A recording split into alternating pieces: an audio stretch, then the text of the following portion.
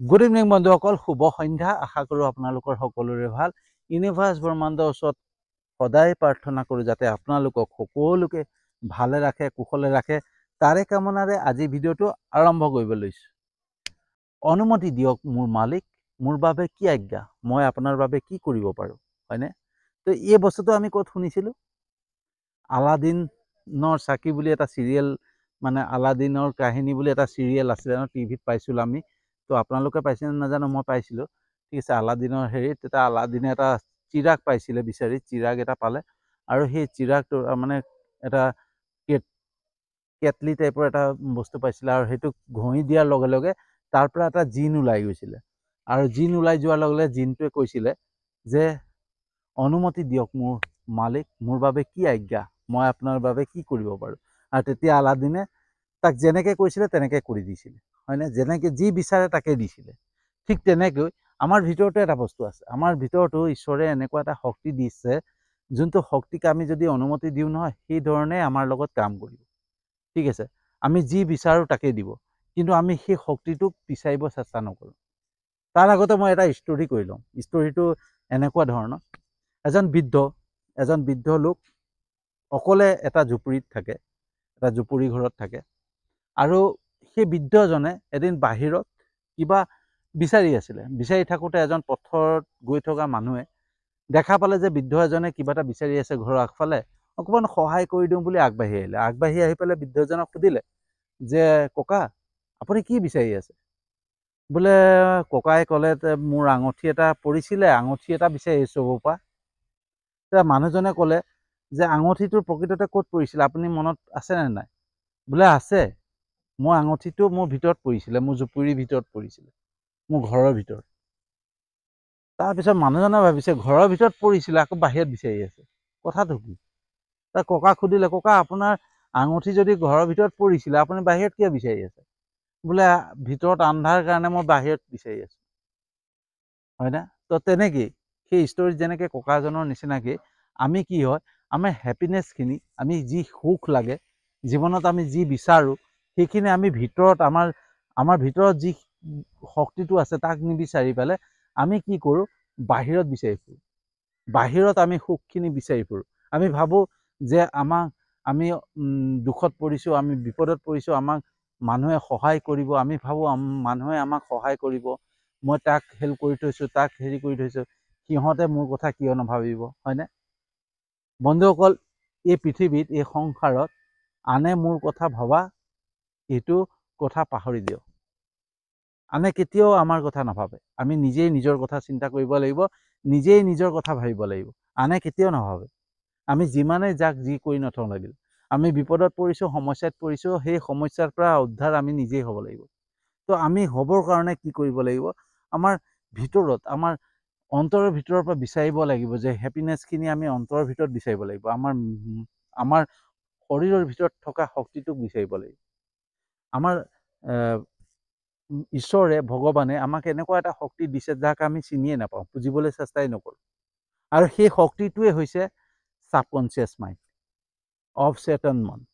আমাৰ যোনটো অৱচেতন মন বুলি কয়, যেনেকৈ জিনৰ দৰে, মই প্ৰথমতে যেনেকৈ কৈছিলোঁ না, জিনটোৰ নিচিনা, যে আলাদিনৰ চাকিৰ পৰা ওলোৱা জিনটো, যেনেকৈ জিনটোক ঘঁহি দিয়াৰ লগে লগে জিনটো ওলাই আহে, জিনটোৱে সোধে যে মোৰ বাবে কি আজ্ঞা, মোক অনুমতি দিয়ক। সেইদৰে আমাৰ অৱচেতন মন, ছাবকনচিয়াছ মাইণ্ডো সেই জিনটোৰ দৰে। অৱচেতন মন আমাৰ এটা ভাল বন্ধুৰ দৰে, আমাৰ বন্ধুৰ দৰে আমাৰ লগত কাম কৰি থাকে। আমি অৱচেতন মনক, ঠিক আছে, আমাৰ ছাবকনচিয়াছ মাইণ্ডক আমি যেনেকৈ কম তেনেকেই কাম কৰিব। অৱচেতন মনটোক যদি ৰিপ্ৰগ্ৰেমিং কৰা হয় নহয়, পুনৰ সংস্থাপন কৰা হয়, তাক 21 দিন লাগে। ঠিক আছে, আৰু সেই 21 দিন সময়ত আমি প্ৰত্যেক দিনাখনে যি কথা চিন্তা কৰি গৈ থাকিম নহয়, সেই 21 দিন যেতিয়া সম্পূৰ্ণ হ'ব নহয়, তেতিয়াই অৱচেতন মনে গম পাই যায় যে মোক মানে মোৰ মালিকে আজ্ঞা দিছে, মোক অনুমতি দিছে এই কামটো কৰিবৰ কাৰণে, মই কৰিব লাগে। ঠিক আছে, যেনেকৈ জিনটোক আজ্ঞা দিলে সি লগালগ ৰৈ নাথাকে, কাম কৰা ষ্টাৰ্ট কৰি দিয়ে, তেনেকৈ জিনটোকতো লগালগে কোৱাৰ লগে লগে কাম কৰে। কিন্তু আমাৰ অৱচেতন মন, যোনটো আমাৰ ছাবকনচিয়াছ মাইণ্ড বুলি কয়, তাক আমি 21 দিনলৈকে আমি একেটা কথাকে ভাবি থাকিব লাগিব, চিন্তা কৰি থাকিব লাগিব। আৰু যেতিয়া চিন্তা কৰি থাকিম নহয়, তেতিয়া 21 দিন যেতিয়া কমপ্লিট হৈ যাব, ছাবকনচিয়াছ মাইণ্ড জাগি উঠে। জাগি উঠোৱাৰ লগে লগে ক'ব, ৰাইট, মোক মালিকে এইটো কৰিব দিছে, মই কৰোঁ। ঠিক আছে। তো আমি যিকোনো কথা, আমি যদি বেয়া ভাৱনা ভাবি আছোঁ বা কাৰোবাৰ হৈ বেয়া চিন্তা কৰি আছোঁ, আৰু ধৰক কিবা নিগেটিভ চিন্তা কৰি আছোঁ, যিকোনো চিন্তা, ঠিক আছে, আমি সাধাৰণতে সমস্যাবিলাকক লৈ পেলাই সদায় পৰি থাকোঁ, আৰু সমস্যাখিনিক আমি নিজে আকৰ্ষণ কৰোঁ।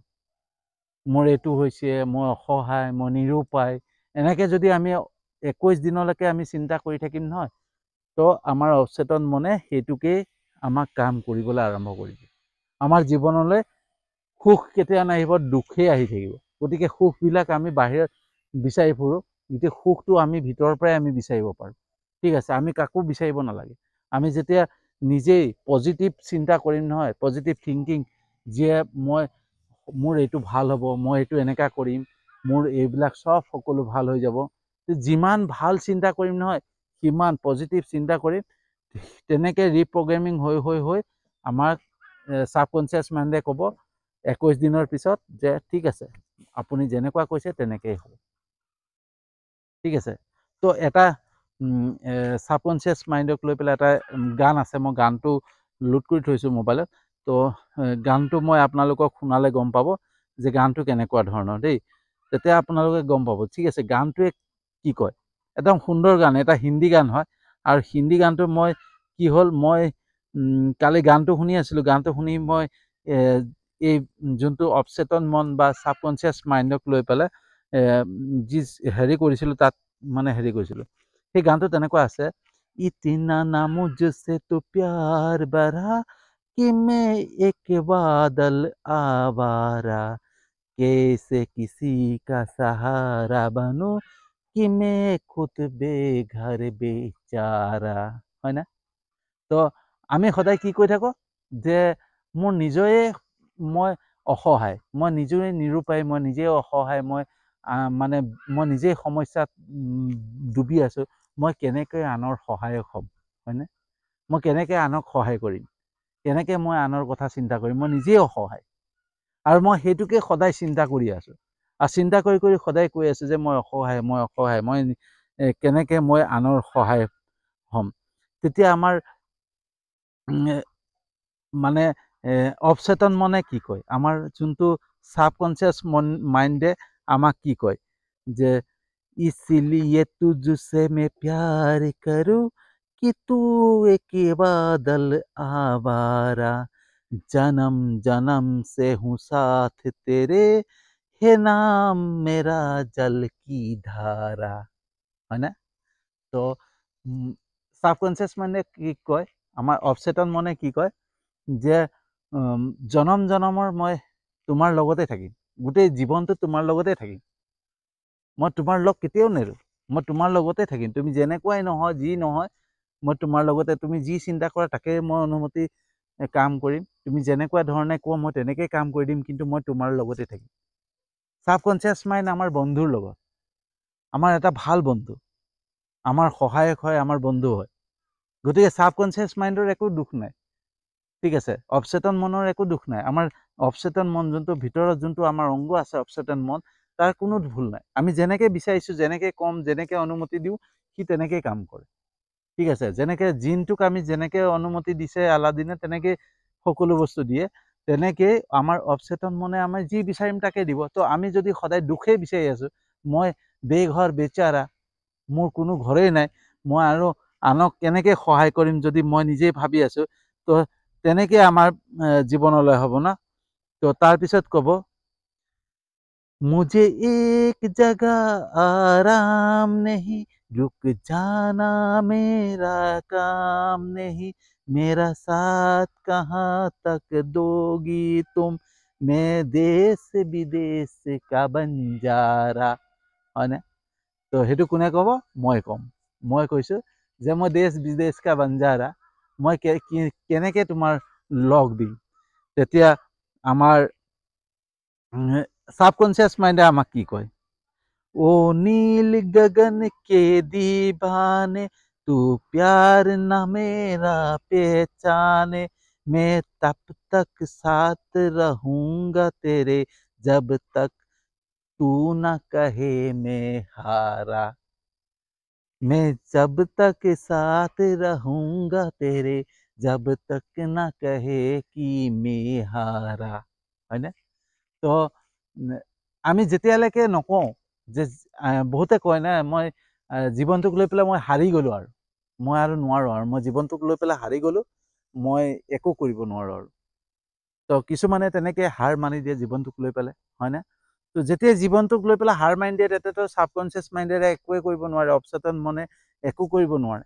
কিন্তু অবচেতন মনে কি কৈছে, যেতিয়ালৈকে তুমি হাৰ নামানা, জীৱনটোক লৈ পেলাই যেতিয়ালৈকে তুমি হাৰ নামানা, তেতিয়ালৈকে মই তোমাৰ লগতে থাকিম, তোমাৰ লগেই দি থাকিম।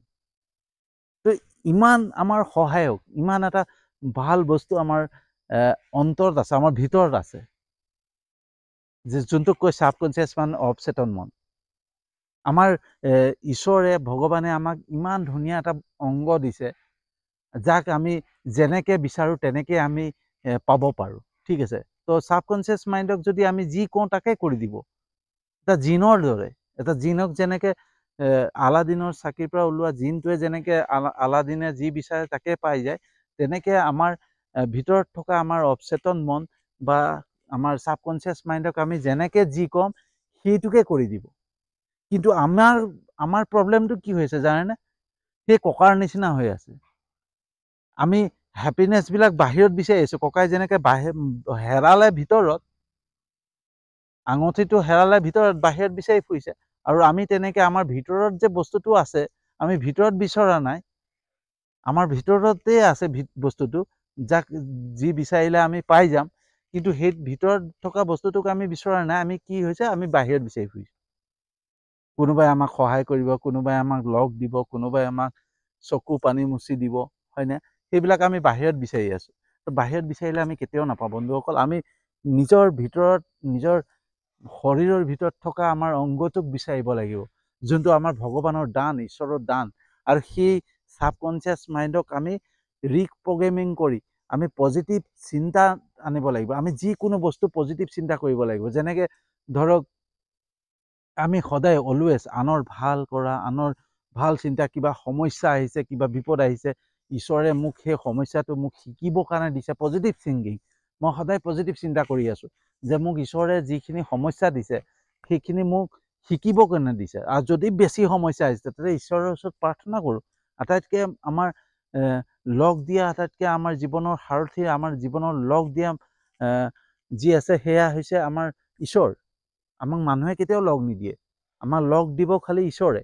আমি যি প্ৰব্লেমত পৰিছোঁ, বিপদত পৰিছোঁ, ঈশ্বৰক আমি প্ৰাৰ্থনা কৰোঁ যে হে ঈশ্বৰ, হে প্ৰভু, তুমি মোক সমস্যাখিনি দিছে ঠিকে আছে, তুমি মোক শিকিবৰ কাৰণে, মোক আগুৱাই যাবৰ কাৰণে যি সমস্যা দিছে তাৰ বাবে ধন্যবাদ, কিন্তু সেই সমস্যাৰ সৈতে যুঁজিবৰ কাৰণে শক্তিও দিবা, ঠিক আছে? আমি সদায় তেনেকৈ প্ৰাৰ্থনা কৰিব লাগিব, ঠিক আছে? আৰু সমস্যাখিনিক আমি সমস্যা বুলি নধৰি ঈশ্বৰৰ আশীৰ্বাদ বুলি ধৰি, ঠিক আছে, তাক আমি ঈশ্বৰে মোক দিছে, ঈশ্বৰেই তাক মেনেজ কৰিব, সেয়া চিন্তা কৰি আমি আগুৱাই যাব লাগে। বেলেগ কথা, আমাৰ বেলেগ কামত মন দি আমি প্ৰত্যেক দিনাখনে যেতিয়া ভাল কাম কৰি গৈ থাকিম নহয়, এদিন নহয় এদিন ভাল হ'ব, ঠিক আছে? তো সেয়াই আমি ভিতৰত থকা আমাৰ অবচেতন মনক চিনি পাব লাগে, যাতে আমি ককাৰ দৰে ভিতৰত হেৰাইছে আঙুঠিটো, বাহিৰত বিচাৰি ফুৰি লাভ নাই। আমাৰ ভিতৰত থকা আমাৰ যোনটো মূল্যৱান সম্পত্তি, সেই সম্পত্তি অবচেতন মন, ছাবকনচিয়াছ মাইণ্ডক আমি চিনি পাব লাগে আৰু তাক ৰিপ্ৰগ্ৰেমিং 21 দিন আমি, আকৌ এবাৰ কৈছোঁ, আমি যদি আমাৰ ছাবকনচিয়াছ মাইণ্ডত সম্পূৰ্ণ নিগেটিভ হৈ থাকে আৰু নিগেটিভ ছাবকনচিয়াছ মাইণ্ডক যদি পজিটিভ কৰিবলগীয়া হয় নহয়, তেতিয়া আমি পজিটিভ চিন্তা কৰিব লাগিব, সদায় ভাল চিন্তা কৰিব লাগিব, যে আনৰ ভাল চিন্তা কৰিছোঁ, মই কিবা এটা বস্তু বিচাৰিছোঁ, এইটো মোৰ হ'বই, মোৰ এইটো হৈ যাব, মই এই কামটো কৰিছোঁ 100% হ'ব, আৰু হ'লে মই কি কি কৰিম, মই হ'লে মই এইটো কৰিম, মই আমুকত যাম, মই আমুকত যাম, এনেকৈ অলৱেজ পজিটিভ যেতিয়া আমি চিন্তা কৰিম নহয়, আৰু সেইটো বস্তুক যদি 21 দিন কণ্টিনিউৱাছ ভাবি থাকোঁ, তেতিয়া এই 21 দিনত ছাবকনচিয়াছ মাইণ্ডে চিধাই ক্লিক কৰিব যে মোৰ মালিকে মোক অনুমতি দিছে, 21 দিনতহে জাগে সাবকনচিয়াস মাইন্ড। 21 দিন আমি কন্টিনিউয়াস একেটা বস্তুকে কৈ থাকিম নহয়, তো সাবকনচিয়াস মাইন্ডে ক'ব যি আজ্ঞা মোৰ মালিক, আপুনি যি অনুমতি দিছে তাৰ মই পালন কৰিম। আৰু সাবকনচিয়াস মাইন্ডে আমাৰ অনুমতি পালন কৰা লাগি যায়। ঠিক আছে, সাবকনচিয়াস মাইন্ডে অবচেতন মনে আমি যেনেকৈ অনুমতি দিম তেনেকৈ কাম কৰিব। তো আজিৰ ভিডিঅ'টো কেনেকুৱা লাগিলে জনাব। যদি সঁচাকৈ ভাল লাগিছে যিমান পাৰে শ্বেয়াৰ কৰি দিব, যাতে সকলোৱে এই বস্তুটো বুজি পায় যে আমাৰ ভিতৰত এটা ইমান ডাঙৰ এটা মানে ভগৱানৰ দান আছে, আমাৰ ইমান ডাঙৰ এটা ভাল বস্তু এটা আছে যাক আমি চিনি পোৱা নাই। তো তাক চিনি পালে আমি কি হৈ যায়, আমি সমস্যাত নপৰোঁ। কোনোবা যদি সমস্যাত পৰি আছে, বিপদত পৰি আছে, তেতিয়াহ'লে সেই অবচেতন মনৰ কথা যদি চিন্তা কৰি পেলাই ভালকৈ পজিটিভ চিন্তা কৰে নহয়, তেওঁ ভাল হোৱা আৰম্ভ কৰি যাব। 21 দিন আপোনালোকে নিশ্চিন্ত মনে কিবা এটা ভাল চিন্তা কৰক, 21 দিন 100% হ'ব, 100% হৈ যায়, যোনটো মই অভিজ্ঞতাৰে, মই নিজে অভিজ্ঞতাৰে পাইছোঁ। ঠিক আছে, তো সেইকাৰণে যিমান পাৰে ভিডিঅ'টো শ্বেয়াৰ কৰিব। আৰু যদি সঁচাকৈ মোৰ ভিডিঅ' ভাল লাগিছে তেতিয়াহ'লে মোৰ ইউটিউব চেনেলটো ছাবস্ক্ৰাইব কৰি দিব, আৰু মোৰ এটা ফেচবুক পেজ আছে, তাতো আপোনালোকে ফ'ল' কৰি ল'ব। ঠিক আছে, আজিলৈ ইমানতে সামৰণি মাৰিছোঁ, আৰু এটা নতুন বিষয়বস্তু লৈ আহি